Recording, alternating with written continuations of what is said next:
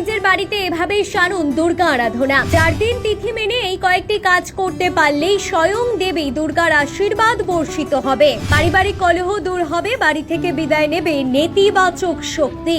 জানুন দুর্গাপুজোর 4 দিন কোন নিয়ম বাড়িতে অবশ্যই মানতে হবে।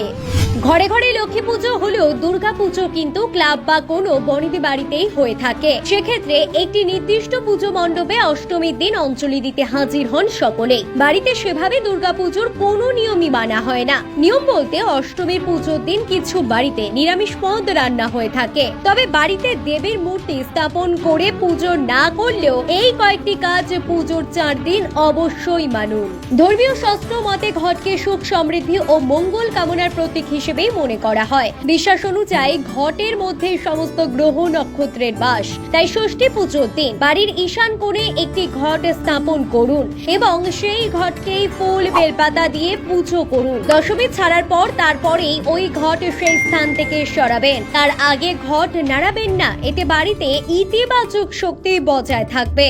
দুর্গাপূজায় বাড়ির প্রবেশদ্বারে আম পাতা রাখলে নেতিবাচক শক্তি বাড়ি থেকে বিদায় নেয়, পরিবারে সুখ শান্তি বিরাজ করে। তাই অবশ্যই দুর্গাপুজোর সময় বাড়ির প্রবেশদ্বারে আম পাতা রাখুন।